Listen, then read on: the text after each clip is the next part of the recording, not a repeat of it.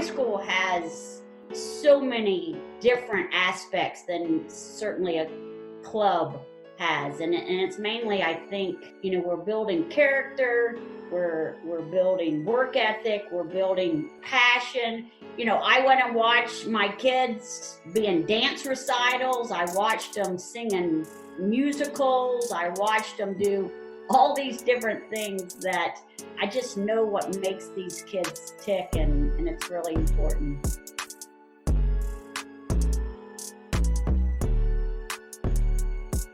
You're listening to the Vision of a Champion podcast with Anson Dorrance, 8-time Coach of the Year, 22-time National Champion, coach of the 1991 Women's World Cup team, Hall of Famer, leader, and mentor to so many in the soccer community. On this podcast, Anson brings on players and coaches to discuss what it means to be a champion, the drive, the passion, the desire, and yes, the stories. Here's your host, voice of the North Carolina Courage and North Carolina FC, Dean Linke. Hello again, everyone, and welcome to the Vision of a Champion podcast. I'm your host, Dean Linke, longtime soccer broadcaster and the longtime voice of the North Carolina Courage women's professional soccer team. And that, by the way, includes the original Carolina Courage that was part of the WUSA way back in the early 2000s. I say that because it will indeed be relevant today.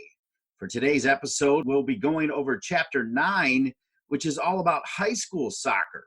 We are briefly taking a step away from the bright lights of UNC and professional soccer, even the U.S. national team, and instead focusing on the tough decision almost every young, talented soccer player must make right now. The debate between playing at high school versus club soccer has been ongoing since the creation of these club leagues. The Vision of a Champion speaks on this debate in length and gives the pros and cons of each option.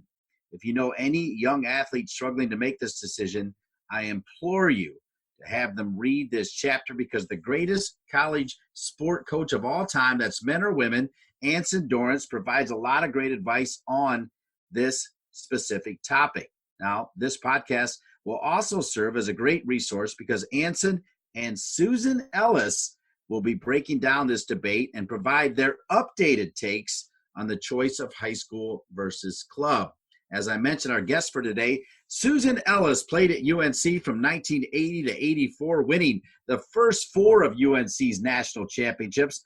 Out of college, she became the head coach for women's soccer and tennis at Ursuline Catholic High School in Dallas. There she won 14, count them, 14 state titles in soccer and a title in tennis. She skipped over the college level and moved straight to the coaching staff of, remember I mentioned, the Carolina Courage of the WUSA. That's where I spent the most time with her, and Susan won a championship in her second year with the team.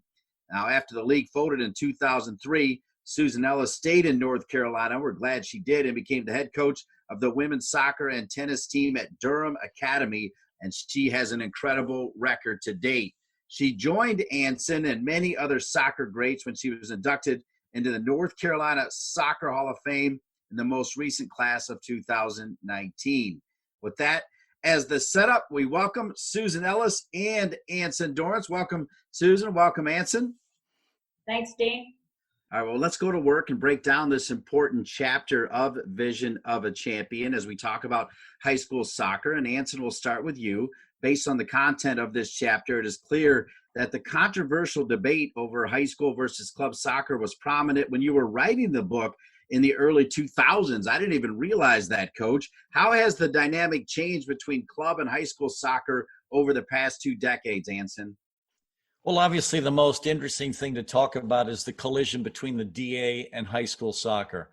And for years, I thought that Christian Lavers and the rest of the ECNL leadership were doing a great job with youth development in this country. And then for some reason, because I think of some of the successes on the men's side of the DA at a youth level, they decided to jump in on the women's side. And I absolutely hated this collision between the DA leadership in U.S. soccer and the ECNL, but also high school soccer. And I felt very protective of Christian Lavers, the ECNL, but also the high school game. And honestly, a lot of that had to do with my huge respect and affection for Susan.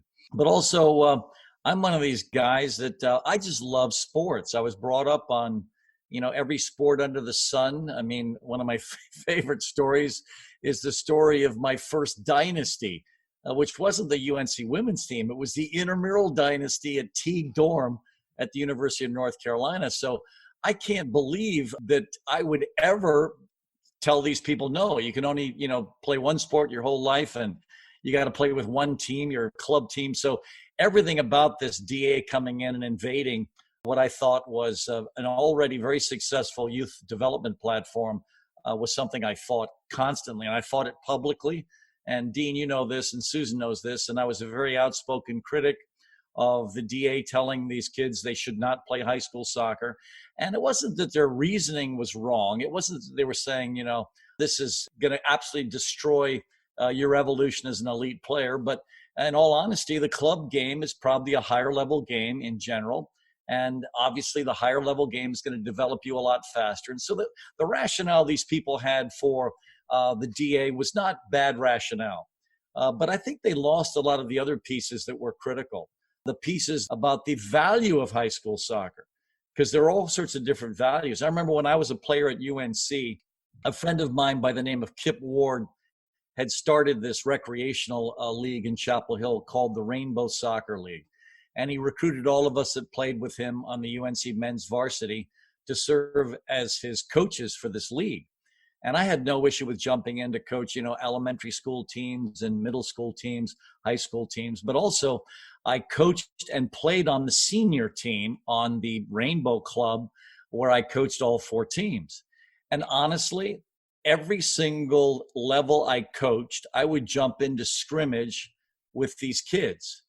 And I genuinely feel that my career at North Carolina, as a member of the North Carolina varsity, I benefited from jumping into scrimmages with my elementary school kids, my middle school kids, my high school kids, and obviously these rec players in Chapel Hill, because I could absolutely do anything I wanted with the ball. So when I'm there with my elementary school kids, what am I doing most of the time? I'm trying to nutmeg every one of them.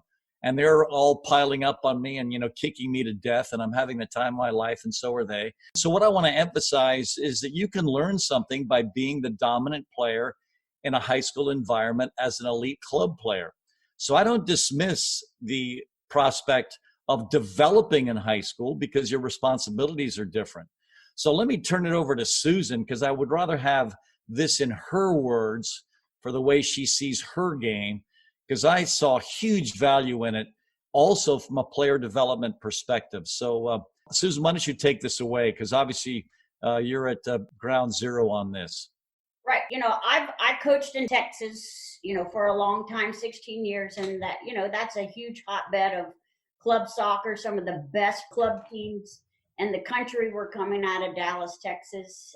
But the change is they used to allow them, to play high school soccer. And then, because of the developmental academy, and certainly I've watched games there, the level is very high, but, not allowing the kids to play. I had a Molly Pathman, who was, made it to a very high level.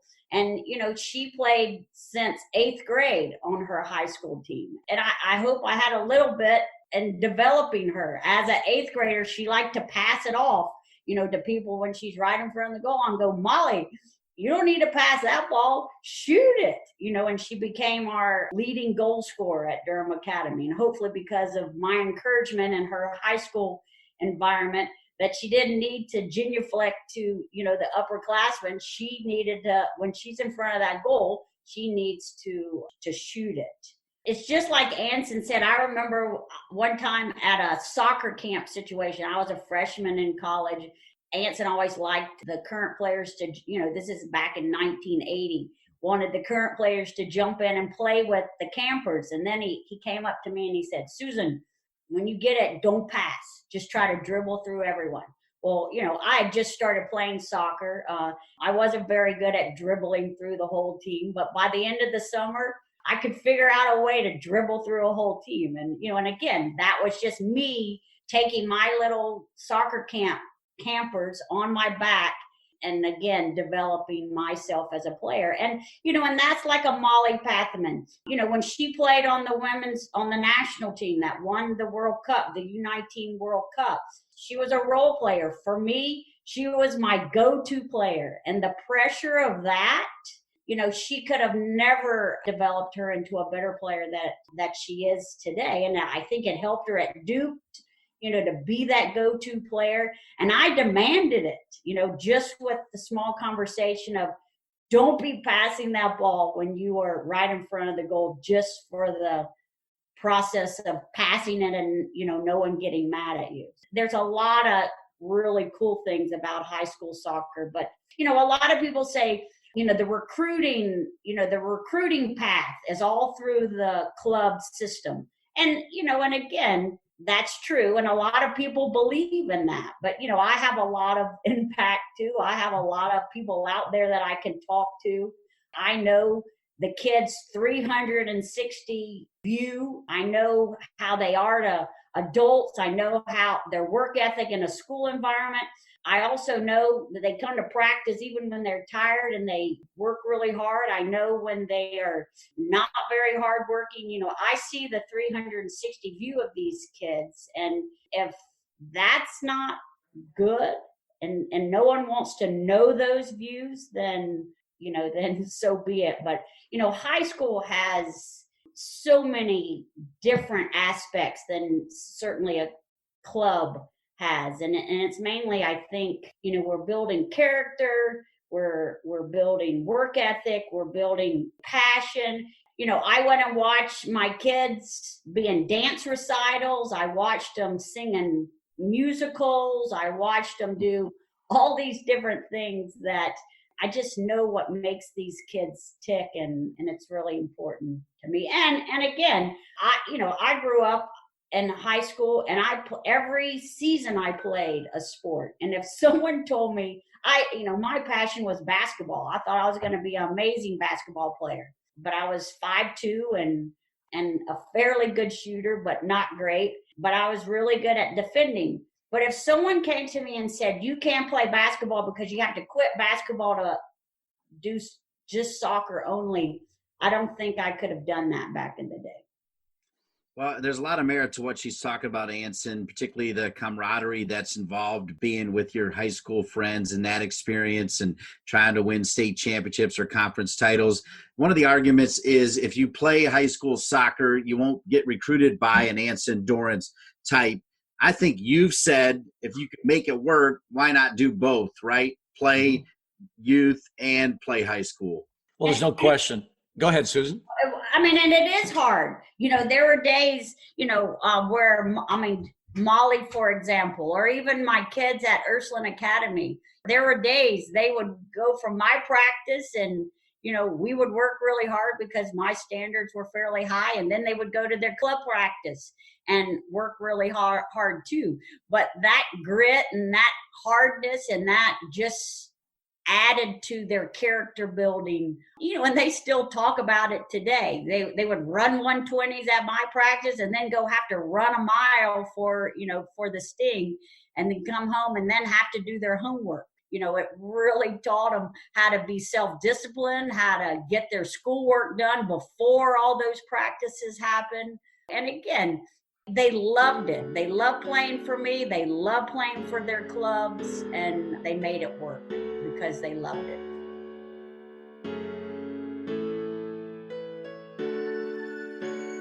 Hey everyone, we're going to take a quick break here to tell you about our sponsor, Soccer.com. Anson has been coaching for 44 years, and it seems like Soccer.com has been around nearly that long as well. It's pretty close, as the Soccer.com business has been family-run and based in Hillsborough, North Carolina since 1984.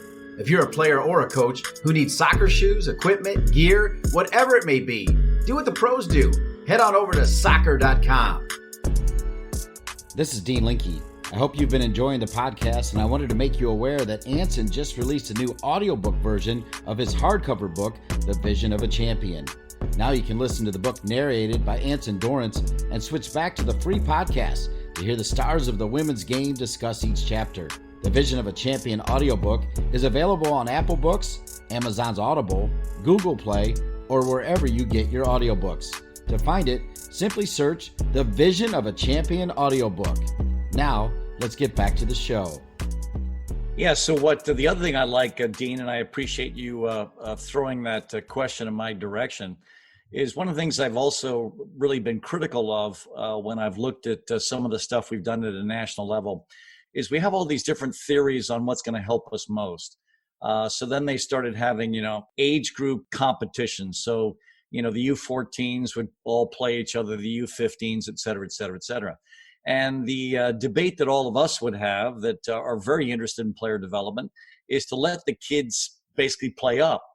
And so all of us have been trying to sell these kids on playing up. Well, what is better for a Molly Pathman than as an 8th grader to be competing against seniors in high school? Because obviously she's going to have to navigate this because those seniors are a little bit bigger and a lot of times, and maybe not in her case faster, but generally faster, more experienced.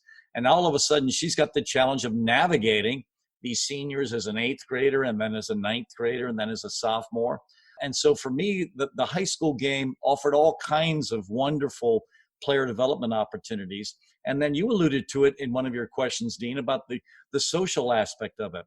One of the things about the clubs is no one really knows in your high school that you are this great club player. I mean, there's no really advertisement within the high school environment about how your club team has just won the state championship. But when you guys win it as a high school team and you're walking through the state tournament, everyone in the high school knows. And they're so excited for you and they support you fully. And all of a sudden, you've got a unique sort of prestige within your own culture, which I think is also lost on these people that seem to think that, we should just pull these kids out just for this one aspect of player development. That for me, I can make a case for both. And so I love everything about the high school game. But the thing I love most about it, I guess, is let's make sure our kids love sports. And there are all sorts of cases right now. I just finished a book called Range. That's talking about, how the specialists now aren't the ones that we should look at in terms of impacting and changing our culture. The generalists are the ones that are coming to the fore. And they talked about the different aspects of a Federer and a Tiger Woods. Obviously, Tiger Woods being the specialist. Federer played all these different sports before he decided to concentrate on tennis. And I think right now the highest paid athlete in the world is Federer. I mean, he makes more money than anyone else, and I'm including Messi, Cristiano Ronaldo and everyone else. And why? Because he loves sports. And so the cross-training aspect, pouring ourselves into whatever sport we're playing. And one of my favorite events in the spring, Dean, it's intramural basketball. Our kids split up into 2 or 3 teams. They jump into the intramural basketball. I can't wait to watch them play intramural basketball, and for all the right reasons. I mean, half of them can't play. And for me, that's hilarious, how this great soccer player doesn't know anything about basketball. But then they press for the entire time they're out there. They make it tough for the other team. And obviously, in general, they sweep almost every team they play. But I want my kids to love everything about sports. And a part of that has to be generated, in my opinion, from the high school environment where, play on every team. Heather O'Reilly did. She's one of the most capped players of all time for the United States. Almost all the players at the highest level in our country played multiple sports growing up. And I think that's what I would love for our kids to do, is just love the sports they play. And eventually specialize. But you know what? When you're young, play them all and enjoy yourself. I mean, and let's not, make all these ridiculous rules, pulling them out of the high school game. No, let them have fun. And I will say, as a broadcaster, the high school state championships will draw more people and more fervor than, for instance, Duke, North Carolina, a women's basketball game. A high school state championship game, the excitement around it is incredible. You see it all the time, right, Susan? I do. And, to talk about what Anson was talking, we had this kid at our school. She just graduated, Lauren Grosshandler. And she was amazing volleyball player. All the club coaches were going, what club does she play on? And, her high school coach says, oh, she doesn't play on the club because she wants to play high school soccer. She also swam. She was an amazing swimmer. And then she was at her freshman year, she played in my back. Her junior, and it would have been her senior year this year, she played up top and she was my leading goal scorer. So, and our mom used to say she used to struggle because she was a very good soccer player, and a lot of her peers that she'd grown up with doing club soccer with had gone on, specialized, only played soccer, and she still sort of struggled with, did she really make the right decision? Well, then our school honored her this year as our female athlete of the year, mainly because of her commitment to 3 sports. And she just finally, I think she figured out that maybe she made the right decision. And she could have, I mean, I don't know if she could have played in the developmental academies, but certainly she could have been on a high level ECNL team. But she wanted to play volleyball for our high school. She wanted to swim. She just wanted to be, a student. And at first she was headed to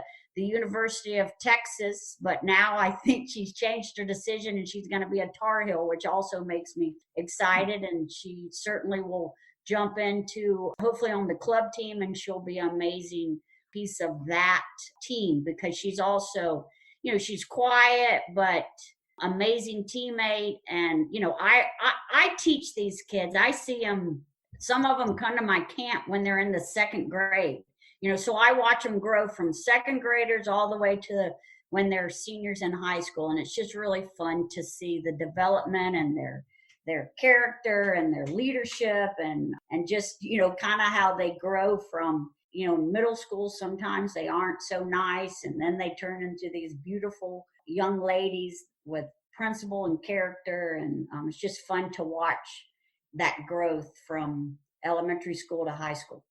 Well, that's a good segue to the next question. I think, Anson, it's also amazing that you addressed this issue when you wrote this book, because as I went through the chapter, I noticed that Jordan Walker, who played under Anson and you, Susan, she has an excerpt in this chapter where she says that one intangible benefit for playing high school soccer is the real world skills many players develop that they would not normally develop in many other team settings. Anson, you touched on it already. Susan, how do you think high school soccer can help younger adults, male or female, develop these unique skills that would support them in their careers off the field? Well, and I'm sure in lots of different teams, we have not very many rules, but we have these things, and it's the new sort of education lingo, transfer goals. What do we want kids to, when they come out of our program, what do we want them to be able to do after they get out of high school? And if you come to my practice, we're competing every day. We're going after it.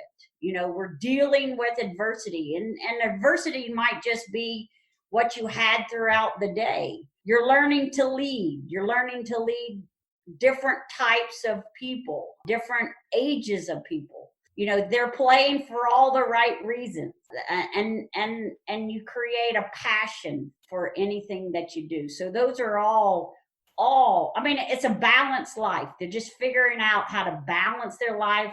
And certainly if you've ever seen a practice or a session that I've done, we work really hard. I know we do 120s, and they all sort of bond together through that misery. And I get it because I had that misery as a college athlete, but they also have lots of fun. There's not one day that they are going to come to my practice where we aren't going to laugh, we aren't going to giggle, we aren't going to be joyful, we aren't going to have a lot of fun. Anson talks about, and I think it was my class, that we used to just jog around and talk and stretch and, again, a useless warm up.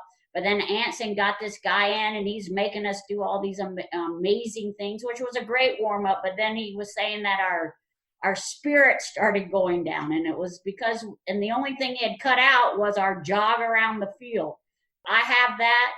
The first 15 minutes of practice is useless other than us just connecting, enjoying each other, talking about what's happening at school, with our boyfriends, with our girlfriends, just whatever brings us joy, we talk about. And so, those are all life skills that we're all learning through high school sport, not just soccer, just any high school sport. It's about building character too, right, Anson? Absolutely. And Susan is a great role model for all the different aspects that I believe in within my own program.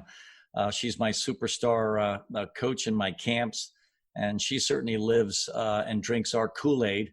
And I really, really appreciate it. And that's why I would love for one of my kids to play for Susan.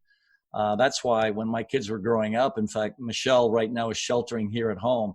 And she reminded me of the fact that when she was going to my soccer camps in the summer, who did I give her as her coach? I picked Susan Ellis. I wanted her to have my best coach for all the right reasons, for, exactly what Susan's saying. I mean, to have someone that's going to mentor her on, living a principle-centered life, who's going to not, cut her any slack if she's not doing well in practice. For all the right reasons, I think I would love for Susan to coach all of my kids just because she's going to teach them something. And I like it. She's using, these educational words now, transfer values, which is the stuff you learn that you can take with you when you leave.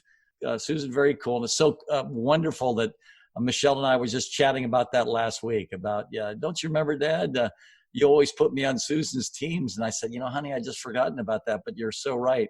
And there was a method to my madness. I wanted you to be with someone who I think is extraordinary, that can teach you some positive things, and not just about the game, but about these transfer virtues that I would love for you to take with you post-camp. So if I haven't thanked you recently, Susan, thank you. Both Natalie and Michelle were fun to have on my teams. That was so well said by both of you. I'm glad you shared that story, Anson. As we dig into this chapter, there's also a great section, Anson and Susan, about the role of a reserve player.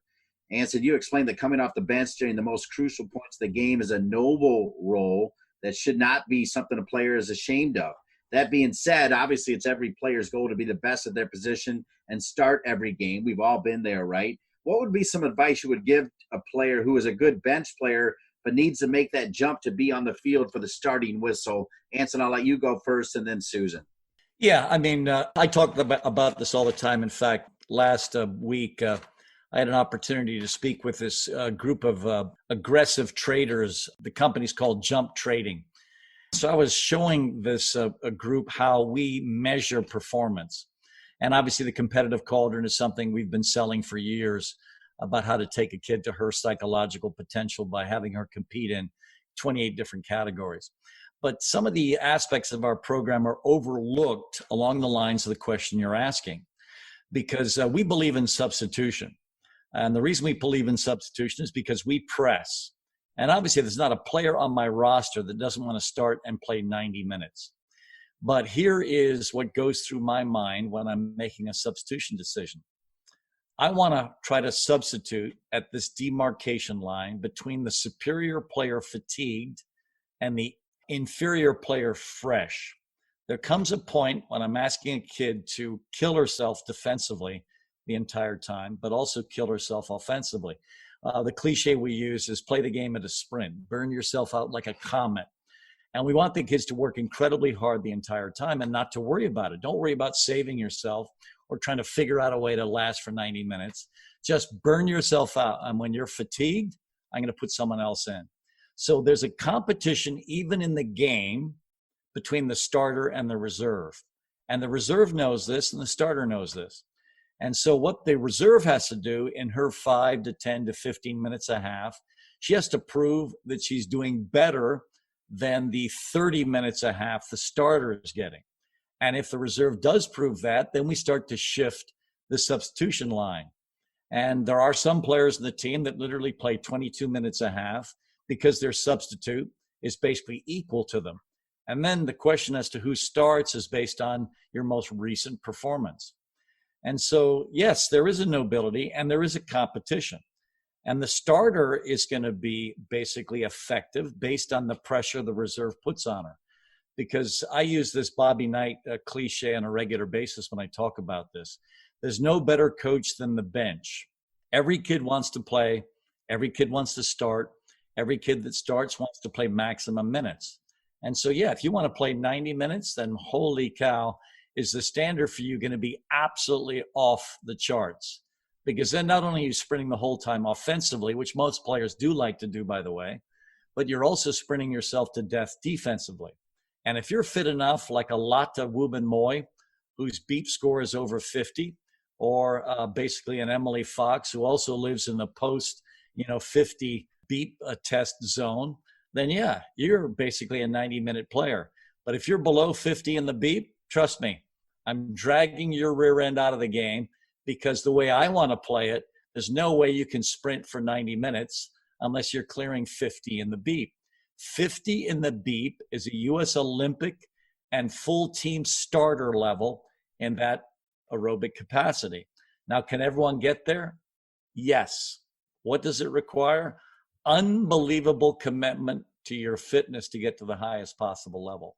So, yes, there is a nobility on my roster to be a reserve, because you are making sure that starter isn't taking her foot off the gas, because she takes it off for a minute, you're going to steal that minute from her. And so our competition is not just in practice, it's in the game as well. And who provides the competition in the game? The reserve player that's fighting for more time. The high school is a little bit different. Not everyone on our roster, has that sort of talent. So you got to figure out what your role is. Like, I had a kid on my team this year. She played high school sports for all the right reasons, and she played it for 4 years in a row, and she got very little, if any, significant playing time. She got in when we were winning by a lot and certainly appreciated it. She came to every practice, but her role on our team was just to be, she was funny. She helped the reserves on the bench be cheerful and upbeat, and anyone that started to go against that mission, I could see her down there letting them have it. I could see her helping the kids that, especially when they're freshmen, if they didn't get a lot of minutes, she would just tell them to keep working, keep, getting better. And Miss Ellis is fair. She'll give you a chance. I had this kid at Ursuline. Her name was Mary Padian, and I taught her from kindergarten until 8th grade. And I just knew that she was going to be an amazing soccer player for me, because she played she played when she was little. She was very athletic. Well, then when she got into middle school, soccer became not so important to her. And so she quit club, and then she tried out for my high school team.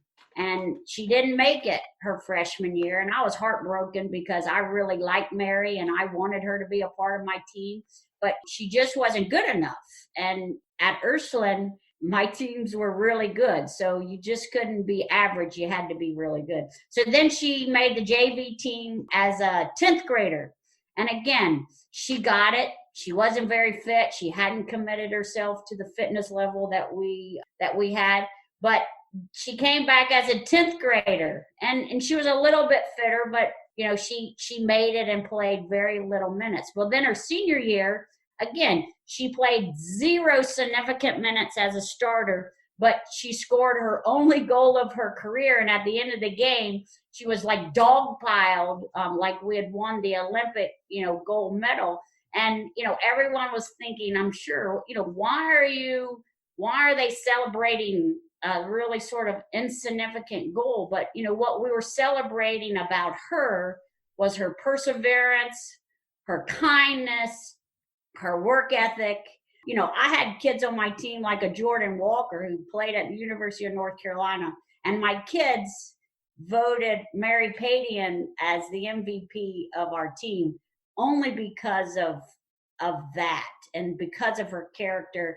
And if that doesn't signify a role player or the significance that a role player can have on your team, I don't know what. She could have easily quit. She could have easily, gone against her moral values and, blamed everyone and her brother why she didn't make the team, but she was loyal to me. She loved me. And I'm sure it was because of my connection, because I had taught her as a little kid. And she was also mature. She got it. She had to commit to the fitness part. And she also had to play a little soccer. She had sort of quit altogether soccer. But I will always remember that story about Mary, and just a perfect example of how role players or reserves, especially in a high school environment, doesn't necessarily need to play minutes to be impactful on the team as a whole. Real life tells the real stories. And finally, Anson, as we sign off, when you roll into Chapel Hill, you definitely think about the name Dorrance, you think about the name Smith, Jordan, Hamm. Make no mistake, the Dr. Ellis name is pretty prominent in Chapel Hill.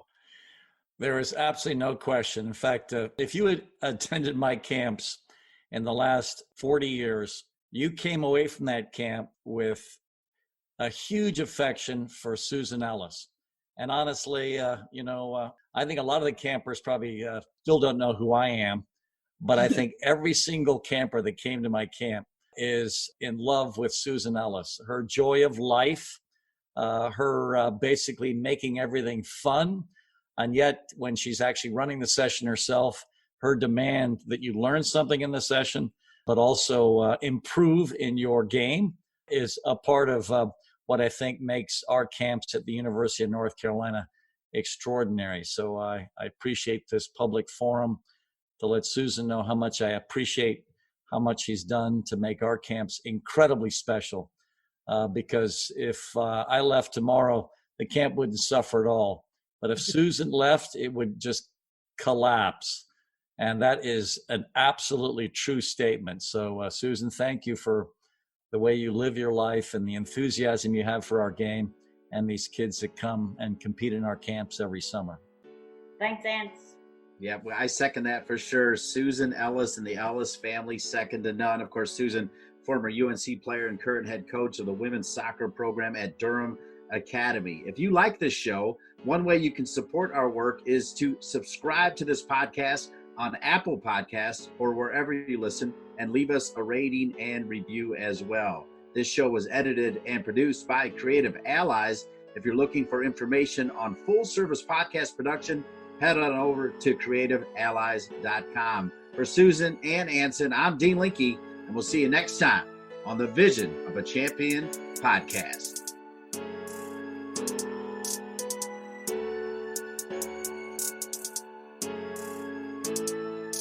Hey everyone, I hope you liked this episode, and I just want to thank all of the people involved in making this happen, and all of our sponsors, including AttaFootball.com.